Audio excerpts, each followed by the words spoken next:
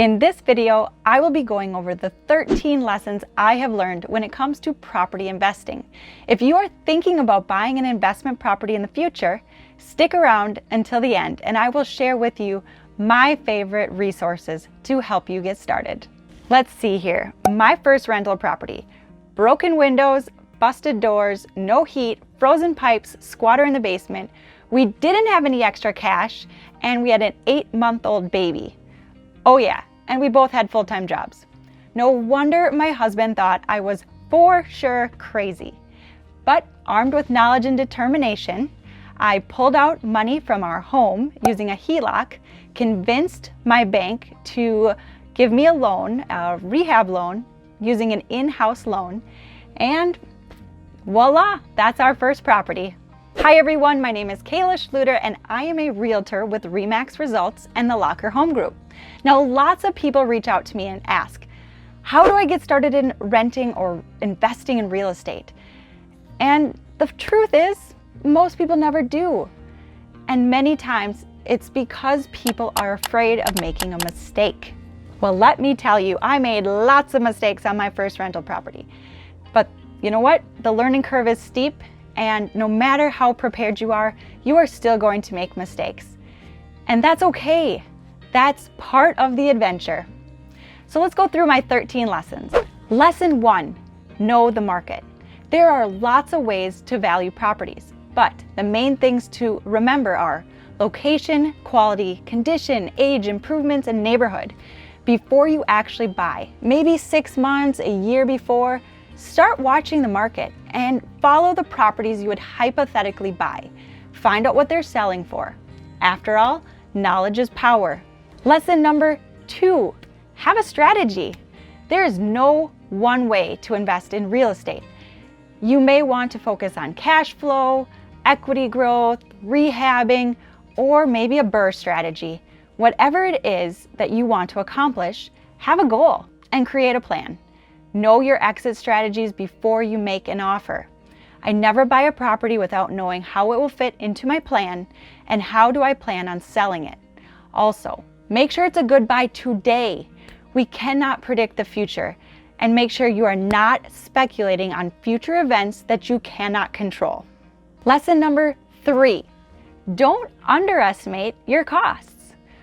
Well, clearly this one is pretty self-explanatory, but when you are running your numbers, know what the current market prices are for the material if you have some projects to do. And how do you do this? Well, go to the stores that you're going to actually buy the material at. Run through how much of the product you need, and that will help you estimate what products and costs will be. Also, don't just focus on the big box stores. Look for those discount stores throughout your area. Check out Craigslist, Facebook Marketplace. Depending on what you're buying, you might find the perfect item on those discount sites. Lesson number 4, don't overestimate your costs. If you overestimate costs, you will never actually buy anything because chances are another investor with a much tighter budget will actually outbid you. You should have an Excel template so that you can easily plug in different properties to see if they cash flow and what the necessary repairs and holding costs will be. Number 5, have a budget. Use an Excel template and budget for all the normal operating expenses. Understand what your rate of return will be for the particular property. If you don't know what, say, insurance would be for your property, call your insurance provider and ask. It doesn't need to be exact, but they should be able to give you a guesstimate.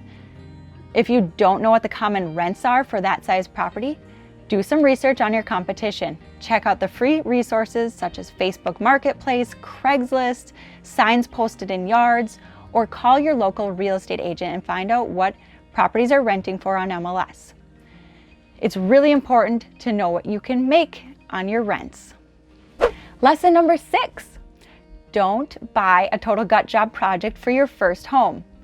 Don't do what I did, basically. It's pretty overwhelming and you can easily blow your budget estimates. Not everyone even wants to buy a fixer-upper, so know your skill set and limitations. Also, fixing things will always take longer than expected. So make sure you budget for your time and don't stretch yourself too thin on the projects you're estimating. Lesson number 7, create a home that appeals to many. You aren't going to live there, so make it something that lots of people want to live in and want to rent. A safe location and a solid home is important. Colors, finishes, trends will make it easier to rent out, but they are not required and often eat into your initial budget. So depending on your goals, make sure you have strategized if you have the budget to make these nicer finishes to get those higher rents or not. Lesson number 8, budget for future repairs. Sounds pretty easy, but understanding the age of expensive house components and not forgetting about the little things like paint and carpet and other types of flooring can really eat through a very tight cash flow property. So just make sure you've thought about capital expenditures. Lesson number 9, your due diligence on your potential tenants. It is worth making those phone calls and speaking with references. Make sure whatever criteria you are using to screen your tenants is also legal in the area you are looking. Lesson number 10, if you are planning on being a landlord in your real estate investment, know your rights and your tenants' rights. There are lots of tenant favorable rules in Minnesota. These laws can really put you in a bind if you don't understand them. Lesson 11, run it like a business. Finally, when you do pull the trigger, make sure you have separate bank accounts, checkbooks, a credit card, and have thought about protection of your assets. All this will make your life much easier for accounting and future disasters.